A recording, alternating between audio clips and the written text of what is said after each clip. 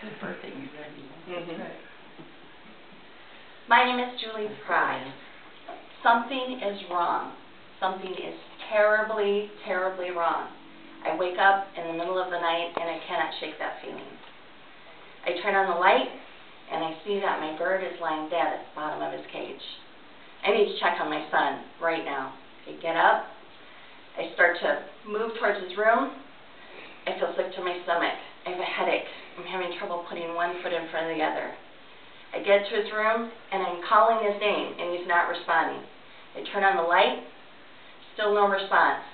His hamster is dead and both of his birds are dead. I'm at his bedside at this point.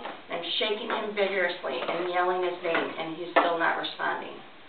Finally I get a groan out of him and I scoop him up and we go outside into the night air. My son and I have been a victim of carbon monoxide poisoning, and if it can happen to me, unfortunately, it can happen to you too. Today I want to talk about why this is a problem and offer a solution and talk about how that solution would work. According to the CDC, every year carbon monoxide poisoning results in 20,000 ER visits, 4,000 hospitalizations, and 500 deaths. It is the leading cause of poisoning deaths in the United States. Carbon monoxide gas is known as the silent killer. It cannot be seen, cannot be smelled, cannot be tasted, cannot be heard. The gas is created when any combustible fuel is ignited. So we're talking gasoline, natural gas, wood, coal, oil, kerosene, propane, and consider how many items that you come in contact with that burn those fuels. Your furnace, vehicles, stoves, water heaters, generators, and the list goes on and on. People can be poisoned in over a long period of time, or they can be poisoned in a short period of time, depending on the amount of gas that's present.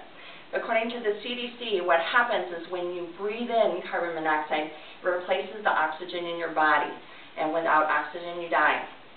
The symptoms of poisoning vary, but basically are headaches, dizziness, nausea, weakness, sleepiness, and vomiting, to name a few. The problem is some people experience that and they attribute it to other things. I just have a case of the flu.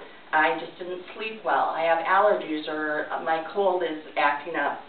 And the symptoms may come and go as they go to work and get away from the area where they've been poisoned, so it adds confusion to them. According to the CDC, people often die in their sleep because they don't experience the symptoms and then they're rendered unconscious and they cannot help themselves.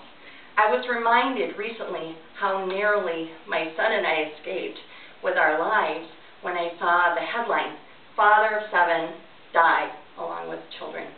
And so I wanted to show you some of these headlines that I picked up from Fox News just over the past few weeks. Mother, daughter died, father, son, nephew killed, 3 children died, 2 found dead, 30 poisonings during the snowstorm, elderly parents and friends found dead.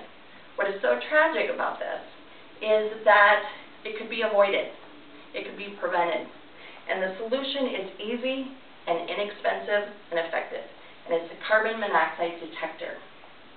The detector has a sensor that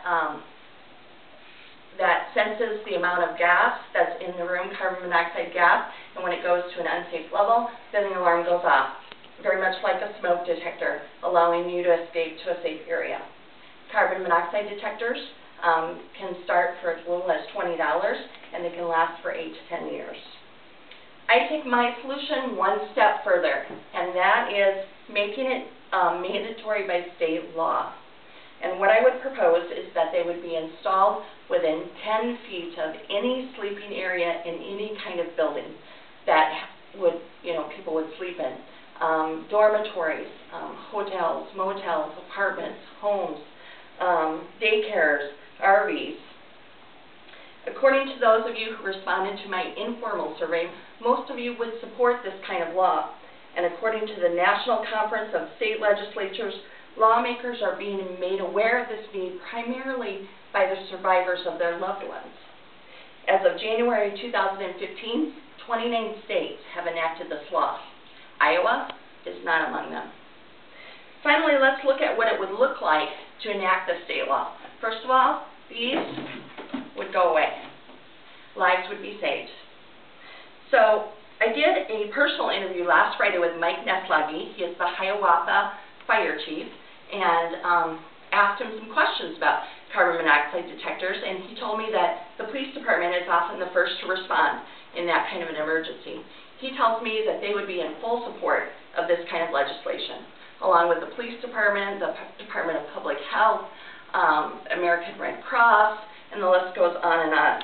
He envisions that how that would work is he thinks it would be piggied up in the Battery Up program, so that there would be grants provided and detectors would be passed out to people at free or low cost, and that they would help in monitoring that program. So here's my call to action for you. In your inbox, in your email, if you have email, I have placed a copy of a letter drafted to the state legislature's office explaining why we need this legislation in Iowa, how it would save lives, and why it's important. So in conclusion, I've talked about why poisoning is a problem and offered a solution and talked about how that would work. Something is wrong. It's terribly, terribly wrong. But all of you have the power to fix that. Thank you.